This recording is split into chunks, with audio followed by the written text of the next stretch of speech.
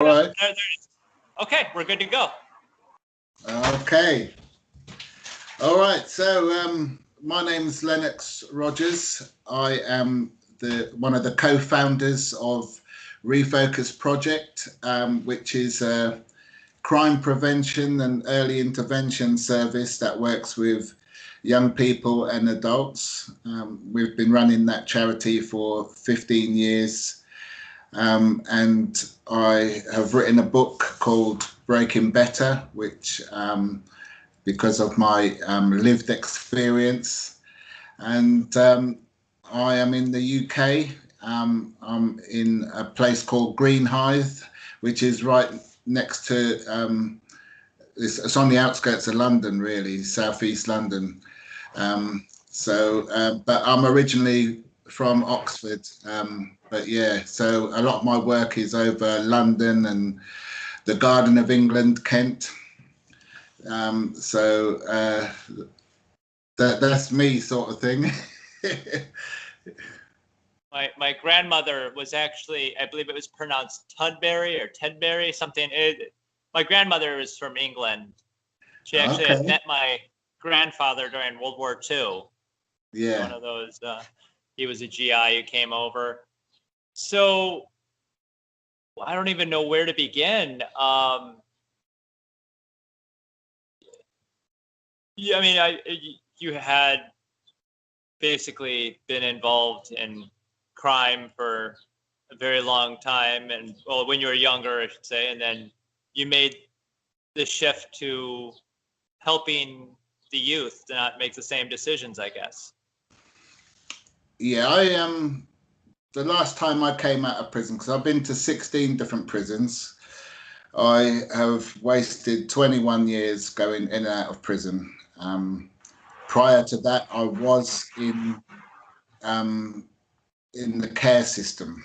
So I was in a lot of children's homes and places for naughty boys. So the last time I came out of prison was about 2004. And I'd been doing this type of work from 2005, but my charity started in 2006. So we've been going for about 15, 16 years. But I've been in two gangs. I was in one, a drug dealing gang, and I was an enforcer. So my gang members used to give a lot of drugs out on credit. They used to give a lot of drugs out on credit, and they used to use me to get the money if they didn't pay on time. The second gang I was in was organised crime. So I had an organised crime gang in London, and that gang involved East End gangsters, you know, people who were doing gangs with the craze. It involved bankers and other business people, lawyers. It involved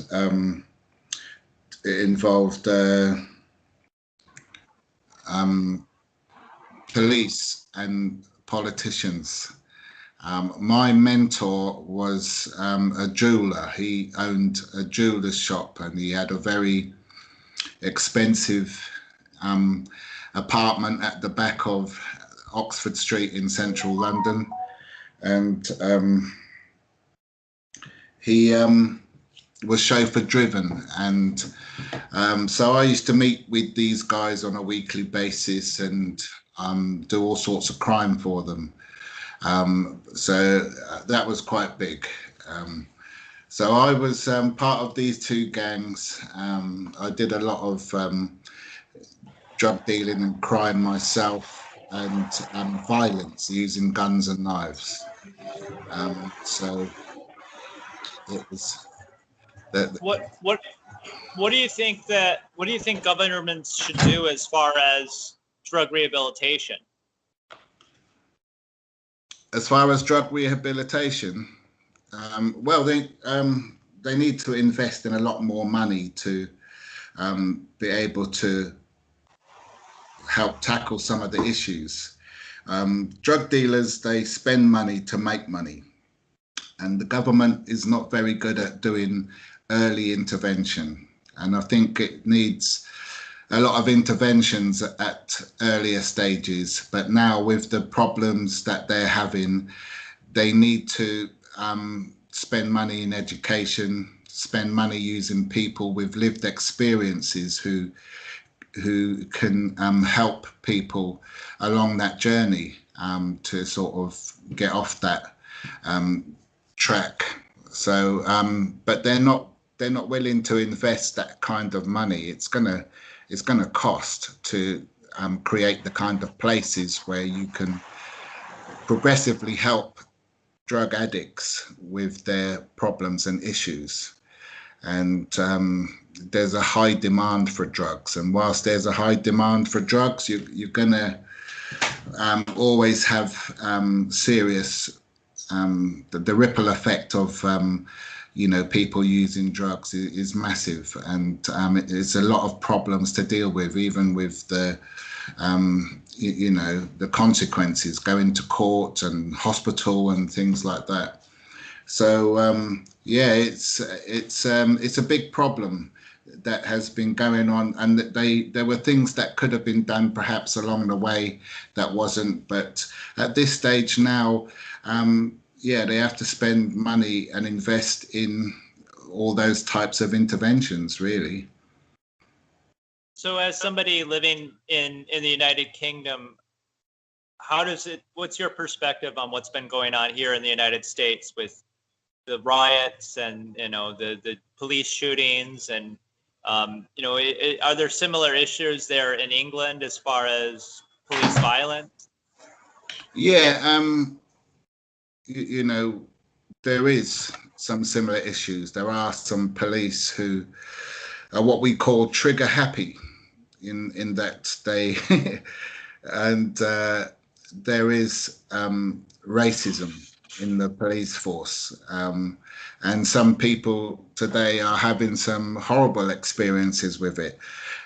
Fortunately, there isn't the amount of shootings from police over here that we are seeing in America. We do get that, or we get deaths from the police in other suspicious circumstances. But it's a difficult one. We have to find a way to draw a line, and to for the police have to find a way to train their police to police properly and fairly. Black people have to find a way to let go of what's happened in the past. Otherwise, we're constantly going to take it into our future. So if we don't find a way, society, the police and the racism, if we don't find a way to live in peace, then we're always going to have these issues. And what we're doing, we're passing it on to the younger generation, and they're carrying it on. And we need to think about the younger generation and the society that they would like to live in, and make it as nice as possible. But that's going to come at a price. We have to. I know there's been a lot of injustices, and we have to find a way to be able to accept what's happened to some extent. I mean, it's very hard for people that have lost loved ones through police brutality and that. But we have to find a way to say, we're not going to have any more of this, and to be able to move forward. Otherwise, it's just going to be a revolving door. So I suffered a lot of racism as a child. When I went to school, someone would stand in the playground and shout blacks against whites, and there was only like 7 or 8 of us that were from mixed backgrounds, and Teachers would be in their classrooms, lining up, placing bets, and watching, the rest of the school fight us. The only people that came on our side was the Irish and the Scots.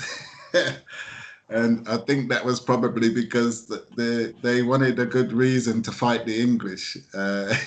But anyway, the thing was, I suffered in the late 60s and 70s very bad racism, and I just didn't understand. But thankfully, I had some very nice Irish and Scottish and English people who tried to help me not to grow up with a chip on my shoulder, and show me that it was just a small minority of people in the UK who were like that. It didn't feel like it, but they tried to help me to not blame everyone for the racism. And I suppose in America, not everyone's racist, but you do have people that are, and unfortunately, there may always be, but we have to. So I had to let go my racism. I had to let it go. I accept and acknowledge the racism that people are suffering today.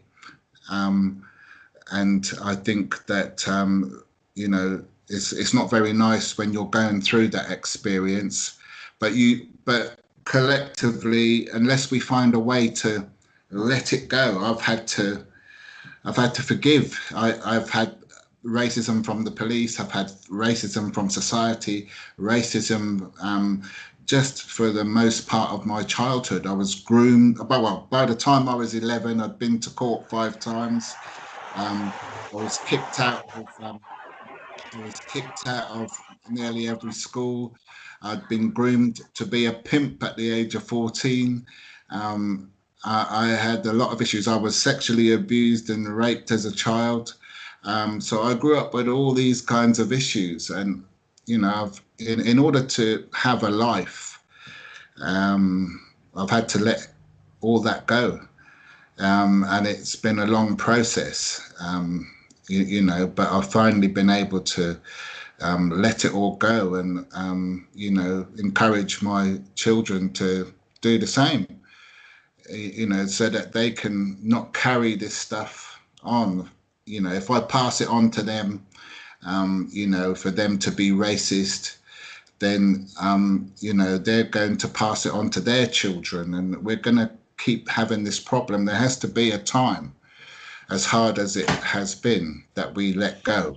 I can't keep blaming the police or non-blacks for 400 years of slavery. That was a different time. I can't blame people for the sufferings I suffered as a child.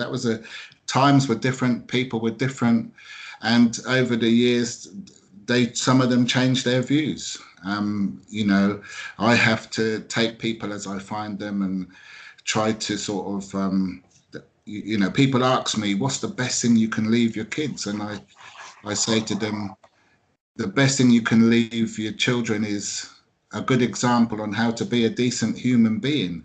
And, in order to do that, I have to not pass on all my crap. It's a very hard thing to do. And for some people who have suffered at the hands of the police and various other people, it's very hard to try and ask them to let it go. But what's the alternative? You carry that hurt, that pain with you, and you'll forever be angry. It'll eat you up. It'll destroy you from the inside. And so, as hard as it is, we have to find a way. The police and society, we have to find a way to bridge that gap, to get along. Unfortunately, we are different colours. But when you look at children in nursery age, you see them with other children of different colours. and there's no racism because at that young age they don't see racism, and so you know racism is taught, and we need to stop teaching our children to be racist, and we need to stop being racist in different places of work in society like the police and things. Because they're not going to be able to police fairly and properly if they're going to have those views. It's good to have policemen and women that are from different backgrounds and cultures because they represent society, but you can't be racist. You can't do that. But I think that's the way forward, but it's a big ask, and perhaps in an ideal world, but for me, that's the way. And I think if lots of people have those views, then, one person at a time, perhaps we can change the world. I don't know. Pretty good. That's a pretty good note to end on. Where can people find out about your work, find out about your book, and so forth? It's www.refocusproject.org.uk, or it's breakingbetter.org.uk for the book, www.breakingbetter. Yeah, so it's good. They're using it in prisons to help people, tackle some issues and make a change. But it's good, yeah. All right. Well, thank you so much for talking with me today. And thank you for having me